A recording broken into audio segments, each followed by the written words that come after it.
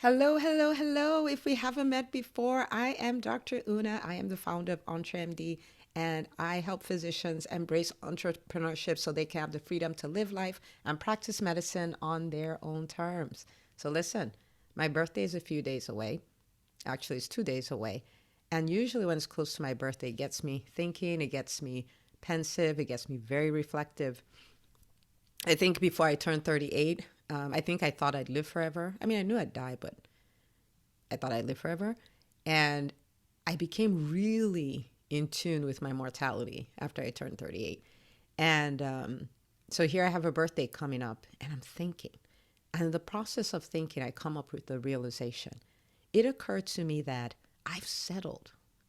Now, you might be going like, Dr. Una, I mean, you have a podcast. You launch 2 episodes every week. You're on YouTube. You're on social media.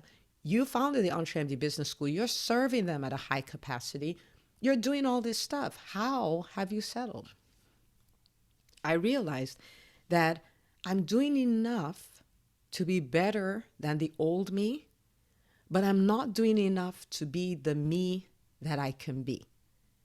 Right? Now, let me backtrack a little bit. Everybody, me, you listening to me, everybody has the potential to become the greatest of all time. Everybody, right? And you might be thinking, nope, cannot do it. I'm not Serena, I'm not this person, but let me tell you something. You're not going to be the greatest of all times in tennis. Maybe not, right? We leave that for Serena.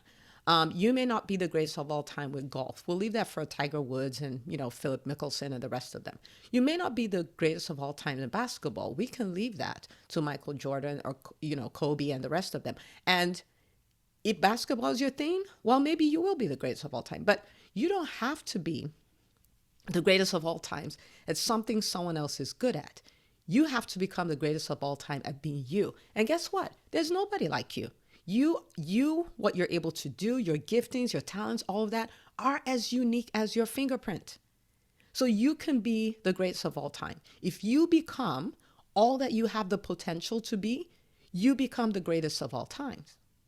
So I ask myself, are you doing enough? If you think of what your life would look like, the impact you would have if you were the greatest of all times, are you doing the work to become that person?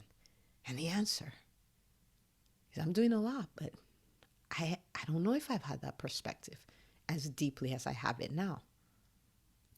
So yeah, I'm doing everything to stretch myself, get out of my comfort zone, not be who I was yesterday. The question is it enough to become everything that I can be? We all have the potential to be the greatest of all times. And so that left me with, then what am I supposed to be doing? What am I supposed to be doing to become that person, right? If you listen to the EntreMD podcast, I talk a lot about my 90-year-old self because I have a lot of conversations with her.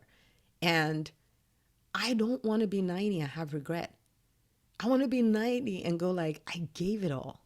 I did it all. I did everything I was supposed to do. I became everything I had the potential of becoming. I stretched myself. I embraced new things. I didn't let my fears hold me back. That's what I want to be. I want to be saying that at 90. I want to wake up excited like, oh my goodness. And if I can do that, if I can embrace that, then who knows the impact I could have? Who knows the legacy I will leave? Like, it's exciting. But anyway, so I started thinking about it. I was like, okay, what do I need to do if I'm going to become the greatest of all time? What am I supposed to be doing? And there are many things, but there are 2 big things, right? One of them is I must master the way I think. I must master my thinking. And you might go like, yeah, that's what's said. Tony Robbins says, success is 80% psychology and all of that stuff, which is true. But I want to point out an aspect of it. There are 3 kinds of thoughts I can think. I can think thoughts based on my past. Like I can't speak. Why? Because I've never spoken before. I can't start a business. Why? I haven't started a business before. I can't build a great team. Why? Because I haven't built a great team before. You're looking at life through the lens of what is in the past. And if you do that, you can only have results, like, because you're going to go in the direction of your dominant thoughts. You can only have the results you've always had. I can think a new set of thoughts. And those thoughts could be, further out. Like, okay, so I'm out of my comfort zone. So I can be a speaker, but not a great speaker, right? I can be an okay speaker. I can start a business, not a big business, but I can start a business. Least is better than not starting a business. I can embrace my fears and do that. And that will give me results, but it won't take me to greatest of all time. It won't. But the third kind of thought I can think is, I can look at the 90-year-old version of me that did it all. What would she be thinking?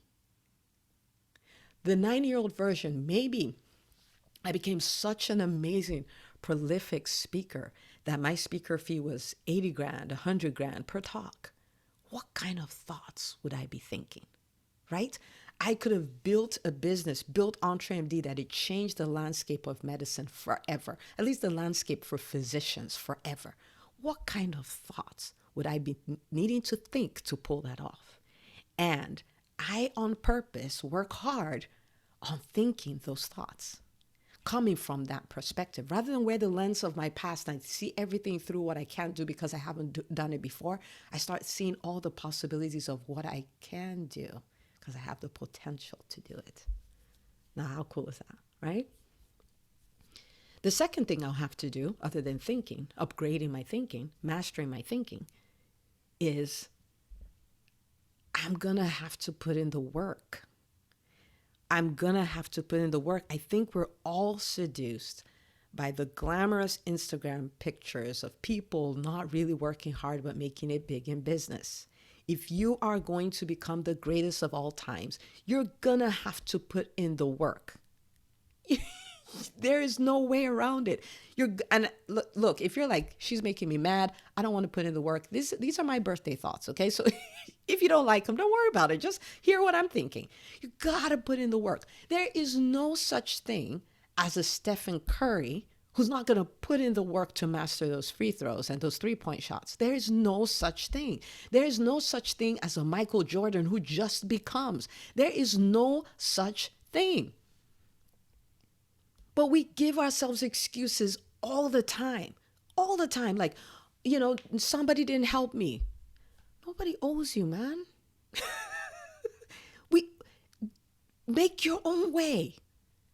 Do the work. Now, you might say, but it's like hustling. We're not supposed to hustle. Listen, if you know who you're supposed to be and you start thinking those upgraded thoughts, your hard work is hard work because it's in the direction of where you're going, right? It's not busy work. It's different from busy work. It's different from just trying and hustling and staying active all day. It's not about that. It's about strategic work. In the EntreMD Business School, we talk about this all the time. What is the 20%? Now give me the 80% of my results. And then you work hard at the 20%. That's hard work. Working hard at the 80%, the trivial few, is wasting time. They got to do the work. Right? People tell me my business is not working. Okay. When was the last time you talked to a referral source? Huh? When is the last time you asked somebody who has used your services before to use it again? Huh? When is the last time you went on a podcast tour to spread the news of what you do to new audiences? Huh? When is the last time you did a Facebook Live? Huh? How is it supposed to work? We have to work. Again, if this makes you mad, I'm talking to me. If I will upgrade my thinking, greatest of all time. If I will upgrade the way I show up, greatest of all time. It will take time, but I will become the greatest of all time. And so can you. We all have that opportunity. This is not a pride thing. This is just the way you're designed. You're designed to do great things. Your great thing may look different from my great thing, and that's fine. If you think about fruits, we have oranges, we have apples, we have peaches, we have grapes. They all bloom at different times. They all taste different. They're all different sizes, but they're all being the greatest of all time in their own sphere. Okay? So those are my thoughts. And I'm sharing the thoughts with you because I want you to adopt the same thing. You can be the greatest of all time. You can't take the way you used to think with you. You can be the greatest of all time. You cannot not work hard. If you upgrade your thinking and you upgrade your work ethic, you can be the greatest of all time. So, happy birthday to me. I hope this was helpful for you, but I would love to get a message from you 90 days from now, a year from now, and you're saying, look, I didn't even realize I had stinking thinking, but I fixed it. I didn't even realize I was being lazy, like flat out lazy. Like, I'm like, oh, I don't have time to work on my business, but I'm binging on Netflix. I'm wasting time on Facebook. I realized that I put in the work. And in 90 days, I've accomplished more than I accomplished in the last 5 years. And this is not news. Doctors, I mean, like in the business school, a doctor's like, oh my gosh, I have done more in 30 days than I've done in the last 2 years in my business. That can be you. And I want to hear your story. Okay? All right. So happy birthday to me. I'll talk to you later.